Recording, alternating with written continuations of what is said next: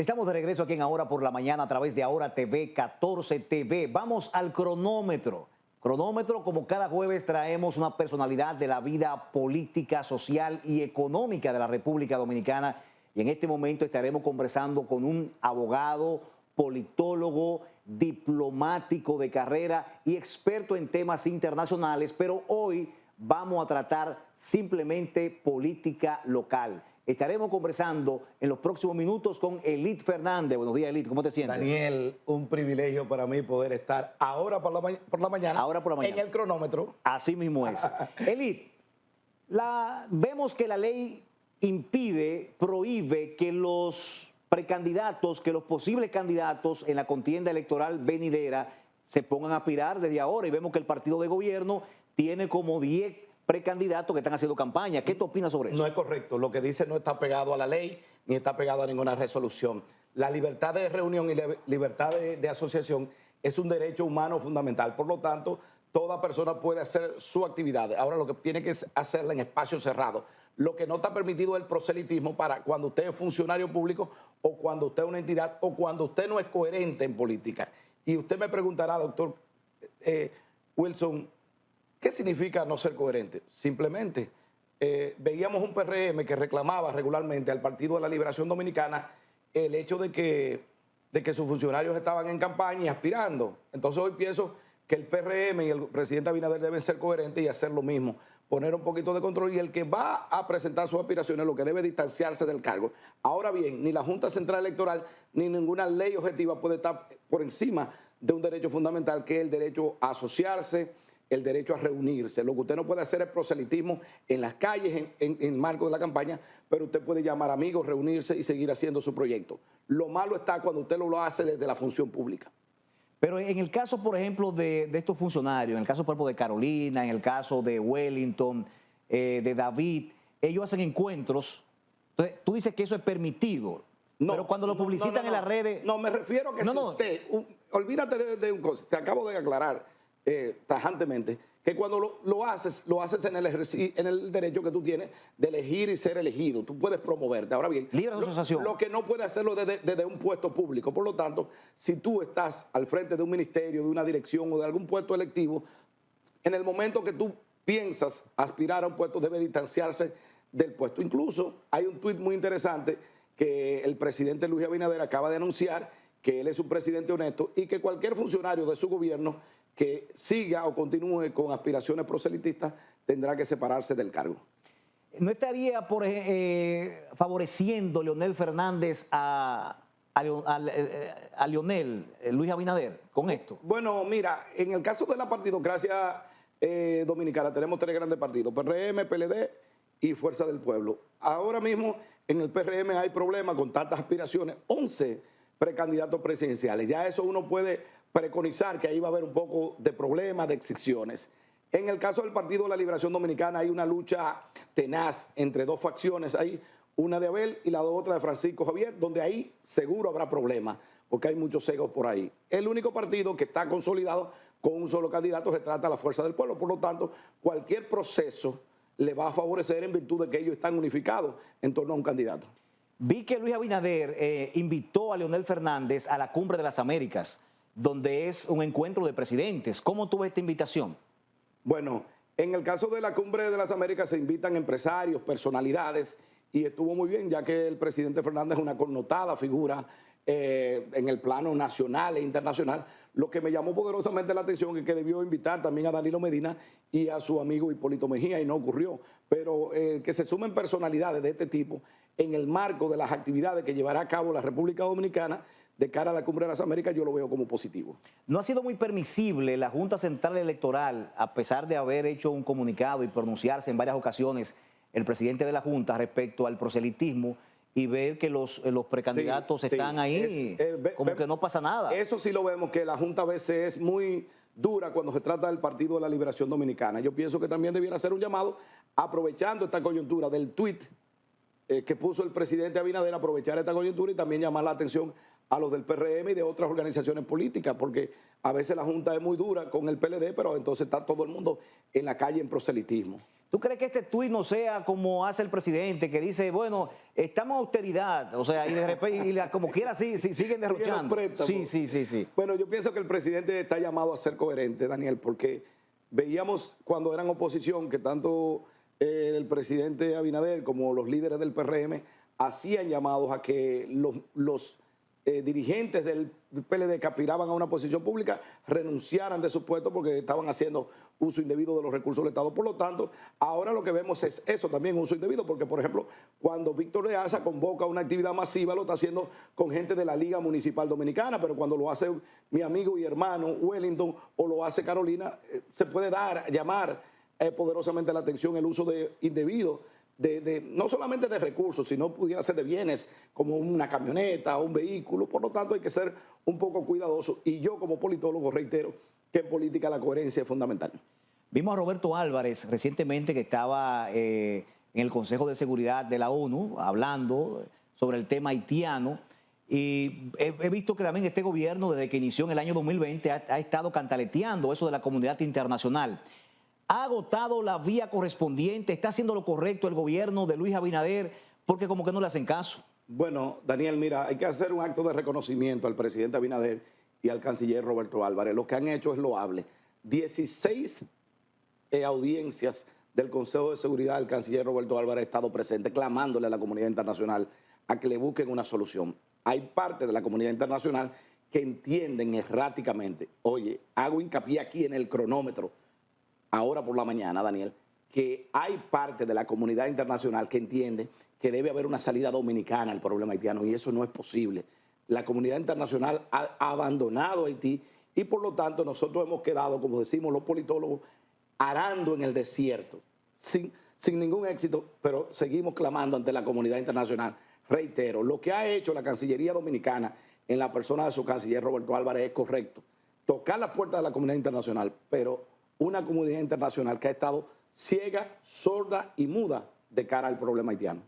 Ahora, pero uno ve lo que está pasando en Haití. ¿Cuál es la solución haitiana? O sea, ¿cuál es la solución? ¿Qué es lo que tiene que hacer la comunidad internacional? Bueno, Naciones Unidas, dentro del marco de la Carta de Naciones Unidas, tiene mecanismos, pero nadie quiere afrontar la realidad. Incluso han quedado mal, tú sabes, la misión de estabilización, la misión militar de Kenia, se le ofrecieron muchísimas ayudas en términos económicos y no le han cumplido. Esa misión está a punto de abortarse. Y en la última reunión del Consejo de Seguridad no se buscó ninguna salida. La Organización de Estados Americanos, por presión de Estados Unidos, también estaba buscando una salida en su última reunión en Antigua y Barbuda y dejaron el tema sobre la mesa. Es preocupante la situación de Haití y yo pienso que la comunidad internacional, entiéndase de manera puntual, Estados Unidos, Canadá, Francia, Unión Europea, deben ponerle atención a Haití. Porque el problema no es que Haití tenga problemas, sino es cómo repercute en nosotros como República Dominicana. Pero lo que yo veo, Elid Fernández, es que la situación haitiana está compleja allá.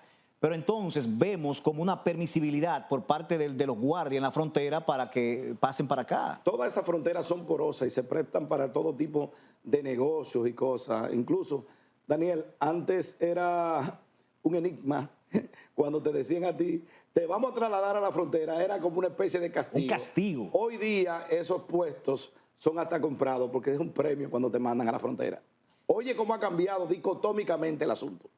Mira, ¿cómo tú ves? Daniel, te veo como medio tembloroso. ¿Tú tienes algún compromiso? No, jamás. Yo no tengo compromiso absoluto ni miedo. No, con nadie. He visto... Veo una risa nerviosa. Que migración exhibe las deportaciones. Pero vemos como que hay demasiados haitianos en el país. O sea, ¿qué es lo que está pasando? ¿Realmente están deportando a los haitianos? Sí, pero ustedes tienen que dejar ese racismo, Daniel, porque los haitianos forman parte del 22% de la economía dominicana, tanto la construcción como la parte agrícola. Por lo tanto, esas deportaciones de migración son inhumanas, violatorias de los derechos humanos. Por lo tanto, lo que nosotros tenemos que tener controles en nuestra frontera y tener una convivencia pacífica con nuestros hermanos haitianos, porque son los que nos cuidan en nuestras casas, son las domésticas, están en la agricultura, están en la construcción, están en el sector turismo. Por lo tanto, lo que habría es que regularizar la mano de obra y los que no estén haciendo nada aquí, ninguna actividad, entonces pudieran ser repatriados. Pero estoy muy en desacuerdo con esas deportaciones inhumanas que hace la Dirección General de Migración. Es un pecado hablar de regularización, Elid.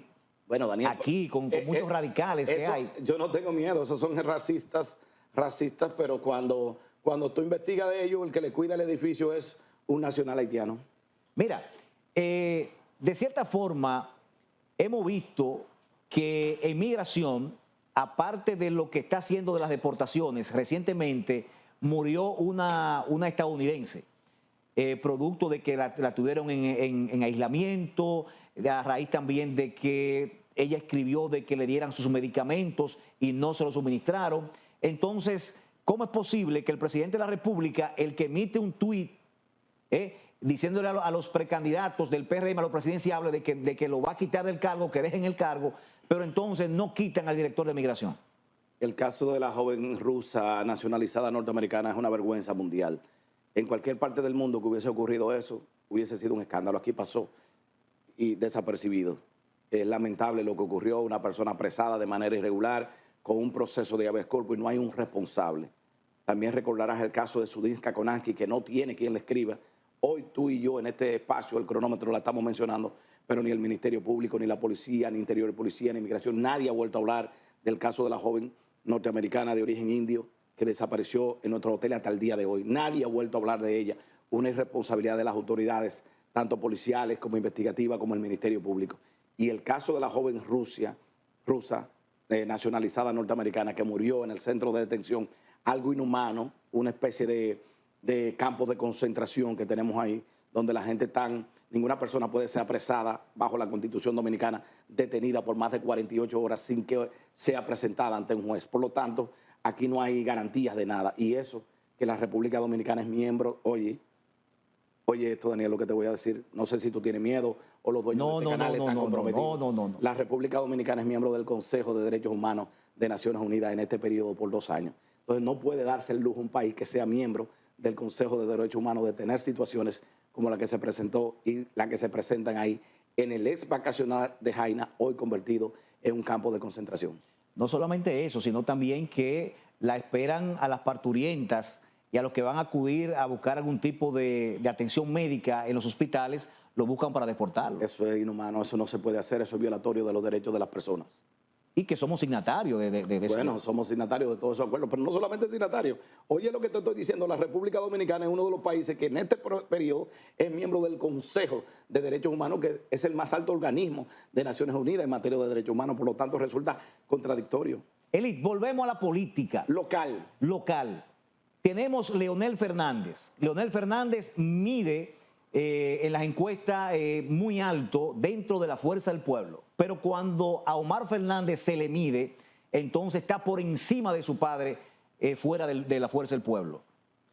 ¿Cuál es la mejor opción? No se puede ser candidato si no tienes estructura. La estructura la tiene la Fuerza del Pueblo. Por lo tanto, nadie desde fuera puede imponerte un candidato. Regularmente los candidatos salen de los partidos. Por lo tanto, ha habido una campaña diseñada para meter un poco de discordia a lo interno de la Fuerza del Pueblo. Y entonces ha habido una campaña desde fuera promoviendo para dañar la imagen del presidente Leonel Fernández. No va a surtir efecto, y te le digo yo porque conozco muy bien a Omar y conozco muy bien al presidente Fernández, y ahí no habrá problema. Por lo tanto, son sectores externos que saben que Leonel quedó con un 30% y ante esta crisis de la Fuerza del Pueblo y la situación que pudiera darse a lo interno del PRM, Leonel se coloca como la figura potencial. Por lo tanto, sectores externos están influyendo en crear una división donde no existe. Y ya Omar Fernández se ha pronunciado al respecto y ha dicho: mi candidato es mi padre, Leonel Fernández. Por lo tanto, ahí no hay problema. Ahí lo que ha habido es, Daniel, un poco de ruido que se le ha querido generar a esa organización. Como quien dice, el PLD tiene ruido, el PRM tiene un ruidazo con 11 precandidatos y 4 o 5 más que pudieran aparecer cuando se aperture el proceso, y la Fuerza del Pueblo no tiene ruido. La única organización que al día de hoy tiene su candidato presidencial definido y sin problema se llama la Fuerza del Pueblo. Pero es un hijo de Leonel Fernández que está upando a Omar, Félix Bautista. No, la diferencia de Félix Bautista no es con Leonel Fernández. Félix Bautista es un constructor, y te lo digo yo que estuve ahí trabajando 18 años en ese proyecto, de la imagen de lo que es Leonel Fernández. Todo el mundo sabe que Félix es una hormiguita política, un ingeniero de la arquitectura política. Por lo tanto, la diferencia de Félix Bautista no es con Leonel, sino con los que están en el entorno de Leonel, que desplazaron a Félix Bautista en un momento determinado. Ahí está César Fernández, Nicolás Calderón, está Guillermo Ascensión, está Rubén Maldonado. Entonces la diferencia de Félix era con ese grupito, tirándole una cosa, pero luego Félix se alineó cuando Leonel lo llamó y ya fue a un acto con Leonel, y ahí levantaron la mano y dijeron, no, el candidato a la Fuerza del Pueblo es Leonel Fernández. Por lo tanto, Félix no tendrá problema. La diferencia de Félix Bautista a lo interno de la Fuerza del Pueblo es con lo que están en torno de Leonel, y es natural porque lo han desplazado un poquito. A raíz de lo que está pasando en el PLD tenemos un Abel Martínez por un lado y a un Francisco Javier por otro. ¿La solución sería Gonzalo Castillo? No, eso es mucha gente inventando. Ahí el proceso se va a dar, si se da, entre Francisco Javier y Abel. Gonzalo Castillo no se va a involucrar. Tiene 3 o 4 expedientes en la justicia, por tanto, la defensa técnica de él es muy inteligente. Oigan esto, mi gente del cronómetro. La defensa técnica de Gonzalo le ha dicho, mantente distante del activismo político para que el Ministerio Público Independiente no te active ni te persigue. Estate tranquilo.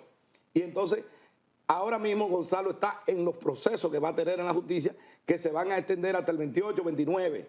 Por lo tanto, incluso el PLD utilizó un subterfugio de hacerlo automáticamente miembro del comité político, aprobando un artículo que establecía que el que había sido candidato presidencial era automáticamente miembro del comité político, sin él aspirar. Y lo metieron de carambola y 2 días después él envía una carta diciendo que él no acepta ser miembro del comité político. Por lo tanto, eso es una bola de humo que han tirado para apagar un poco el fuego interno de la diferencia que existe entre Abel y Francisco Javier, pero Gonzalo no tiene aspiraciones de cara al proceso, y yo estoy seguro, porque conozco los abogados que están trabajando con él, que la estrategia procesal penal de su defensa técnica es que se mantenga alejado de la política para que sea menos afectado en el proceso que se le lleva.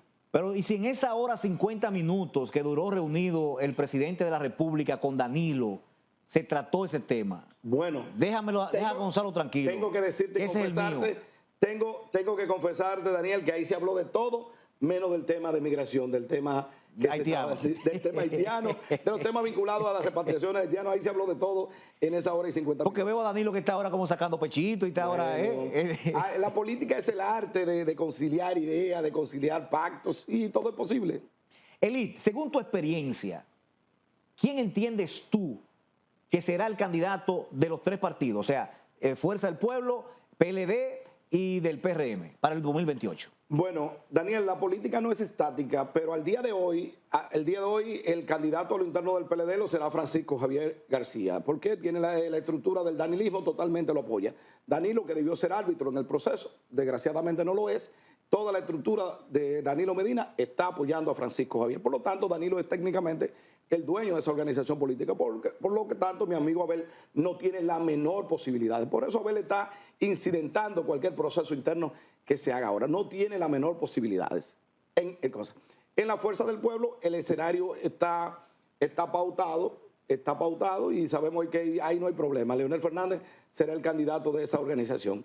En el caso del PRM habrá una situación un poco incómoda porque están abocados a hacer un proceso interno donde van a concurrir de 11 a 13 precandidatos, y ahí no se pudiera decir a ciencia cierta lo que puede pasar. Están puntuables David Collado, la señora Carolina Mejía, está Wellington Arnaud, un Guido Gómez Mazara, que tú sabes que será un gran activo. Serán las principales figuras, entre ellos 4 que se va a discutir. Ramón Alburquerque, que ya se ha descartado del proceso, pero tanto los demás están ahí para promoverse políticamente, y están ahí en función de que ocupan una función pública. Mañana, cuando no tengan la función pública, ya no son candidatos. ¿A qué tú atribuyes que el presidente de la República, cuando es medido en las encuestas, su popularidad y nivel de aceptación de la población es muy alto, a pesar de que existe una situación económica difícil en el país, que hay actos de corrupción y que hay como un mal manejo de la administración pública? Te voy a decir algo que te puede comprometer aquí en el programa, por eso te decía, no me invites si hay algún compromiso. La popularidad de un presidente o no se mide en función de la colocación publicitaria, y este gobierno tiene una alta colocación publicitaria. Lo acaba de decir un aliado de este gobierno, que fue Participación Ciudadana. Elit, mira, no fue por la respuesta, pero ya llegamos al final de este espacio. De verdad, muy agradecido de que hayas estado compartiendo con nosotros. Muchos amigos estaban deseando que tú vinieras pero no había forma. La agenda de Elit Fernández es bastante amplia y pudo hacer una brechita para estar compartiendo con nosotros. Agradecer a toda la audiencia de Ahora en la Mañana, que se mantenga siempre en sintonía con este programa para que se mantenga informado de todo lo que acontece en el plano nacional e internacional. Y según vaya rodando el ambiente político, Elit va a seguir viniendo aquí a este espacio. Vamos.